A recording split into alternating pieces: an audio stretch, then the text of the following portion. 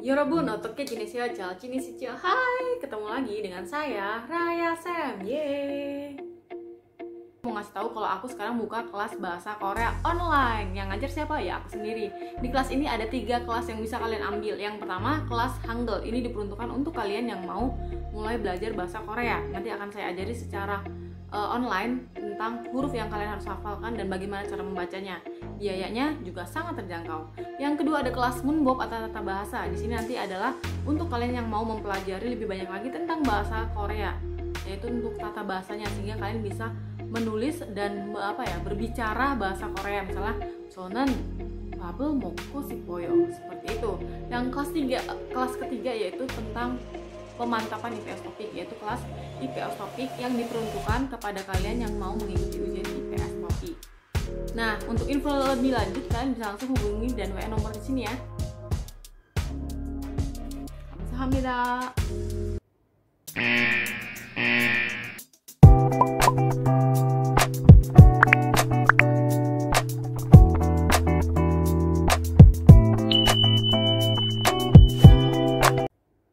Nah, di video kali ini aku akan share apa sih hal-hal yang harus kalian perhatikan atau hal-hal yang penting yang bisa kalian lakukan ketika kalian mengikuti ujian IPS Topik. Jadi ini adalah video yang menggambarkan tentang suasana ujian IPS Topik ya. Jadi di sini aku mau ngasih tips apa sih hal-hal yang harus kalian lakukan ketika akan mengikuti ujian IPS Topik. Tips yang pertama, kalian harus banget datang ke tempat ujian lebih awal. Maksudnya gini, jangan sampai terlambat, jangan sampai kalian ada yang kekurangan atau apa, persiapan semuanya dengan baik. Jadi dengan kalian datang lebih awal, kalian tahu ruangan kalian di mana. Terus nanti maksudnya tahu tempatnya di mana, waktunya gimana. Terus kalian juga bisa prepare persiapan kira-kira apa sih yang masih kurang yang kalian bawa gitu. Jadi datang lebih awal itu akan lebih membuat kita juga lebih percaya diri. Jadi kayaknya nggak buru-buru, nggak berasa berusuh. Jadi dengan datang lebih awal kalian lebih tenang, lebih santai. Jadi kalian bisa ngeliat situasi terlebih dahulu.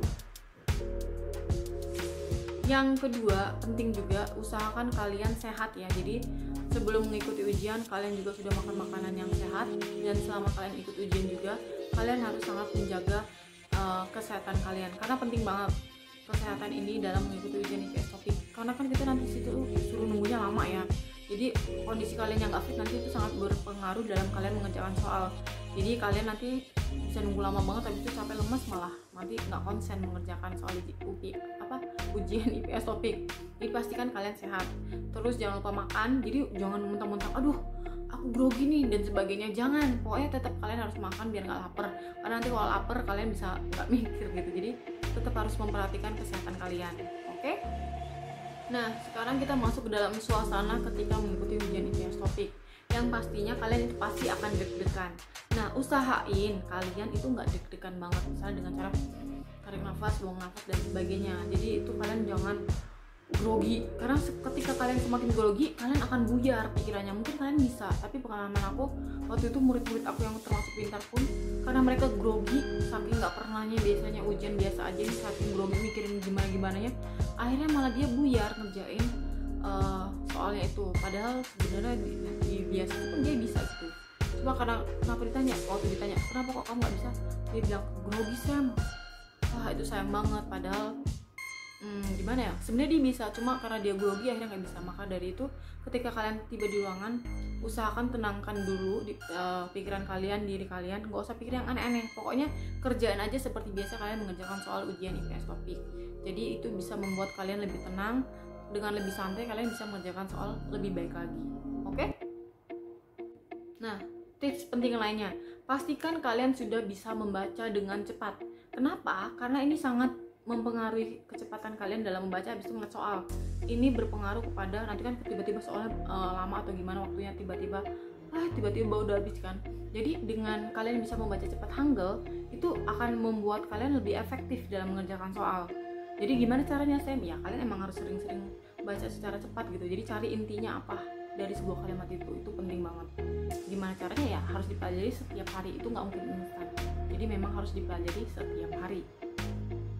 Selanjutnya tipsnya adalah, misalnya nih kalian ngerjain soal, coba kalian usahakan kerjakan soal yang mudah dulu. Tapi kayaknya kalau sistem CBT kan nggak bisa ya, karena kan kita harus mengikuti urutan yang ada. Nah, kalaupun misalnya nggak bisa, maka jangan pusing dulu gitu, pokoknya tetap santai, tenang. Pokoknya cari dulu soal yang, kalau memang bisa dikerjain dulu soal yang mudah, dikerjakan dulu soal yang mudah, tapi tetap harus teliti ya, jangan sampai nanti malah kelewatan, malah ada yang nggak dikerjain, itu sayang banget. Jadi tipsnya ya itu, kerjakan dulu soal yang kalian rasa mudah, baru setelah itu kalian bisa lanjut ke soal berikutnya. Kalau nggak bisa ya udah, kerjakan soal sebisanya gitu loh, maksudnya kalau bisa ya dikerjain, kalau nggak bisa ya udah mentok kayak mana gitu. Nah, ini selanjutnya, tips yang selanjutnya adalah ketika kalian nggak bisa mengerjakan soal itu, jangan terpaku gitu, jangan aduh tapi soal ini apa ya isinya, habis itu kalian malah buyar untuk mengerjakan soal selanjutnya. Padahal kalau emang kalian nggak bisa ya udah biarin aja. Kalau emang udah bentok ya udah nggak usah dipikirin lagi, kalian move on dan kalian bisa kerjakan soal lainnya itu dengan lebih baik lagi. Jangan malah nanti kalian aduh tadi apa ya, kepikiran, malah nanti jadinya kalian nggak konsentrasi di soal berikutnya. Itu sering banget yang kayak gitu, tadi aduh tadi aku bingung sayang ini, makanya aku grogi, makanya aku bingung, padahal itu kan nggak penting, malah justru merugikan kalian kan. Jadi kalau ketika memang satu soal itu nggak bisa, mentok, ya udah tinggalin aja dengan perasaan tenang, lanjut fokus ke soal berikutnya. Oke?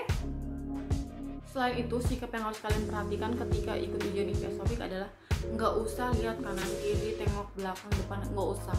Nanti itu akan semakin membuat kalian grogi. Lebih baik kalian fokus sama diri kalian, sama soal kalian, tenangkan diri dan perbanyak berdoa. Lalu kerjakan semuanya secara santai, nggak usah pusing, nggak usah mikirin banyak hal. Ya udah, pokoknya kerjakan semaksimal mungkin yang kalian bisa, kerjakan sepede mungkin, jangan gugup. Kalian harus percaya diri. Ketika kalian percaya diri, ini akan membantu kalian mengerjakan soal dengan lebih fokus gitu. Jadi nggak usah bayangkan pikiran apapun lah, itu mikirin apalah itu nggak usah, itu nanti pikirinnya nanti aja setelah kalian selesai mengerjakan soal ujian. Jadi itu nanti kalian akan sangat fokus, jadi kalian bisa berpikir dengan maksimal. Oke? Nah, sekian dulu tips-tips dari aku dalam mengikuti ujian IPS topik. Saya rasa kalau kalian awal-awal itu akan grogi, itu udah pasti banget, karena apalagi kan kalian kebanyakan pikiran, waduh nanti kayak mana kayak gitu kan. Nah, makanya yang aku harapkan melalui kalian menonton video ini adalah kalian jadi punya gambaran, karena nanti kan pas ujian itu kalian akan dipertemukan oleh banyak orang gitu kan. Jadi wah, ini kayak mana. Tapi ya udah, maksudnya usahain kalian menenangkan diri, gak usah kebanyakan pikiran. Ya udah, tinggal mikir aja, fokus aja sama yang ada di depan kalian, yaitu soal-soal kalian. Gak usah pikirin hal-hal lain. Nanti hal-hal lain itu dipikirkan setelah kalian mengerjakan soal IPS topik. Seperti itu. Mungkin ini aja yang bisa aku sampaikan, semoga bermanfaat. Kalau kalian punya tips-tips lain yang bisa kalian sharing, yang mungkin bisa berbagi, jadi nanti bisa dibaca oleh lebih banyak orang, kalian bisa tulis di kolom komentar ya. Sampai sini dulu video kali ini. Jangan lupa like kalau kalian rasa video ini bermanfaat, komen kalau ada yang kalian pengen tanyakan, subscribe biar gak ketinggalan video-video selanjutnya, dan share biar makin banyak orang yang tonton channel ini sehingga channel ini semakin berkembang. 그럼 다음 영상에서 더 만나요. 감사합니다. 안녕.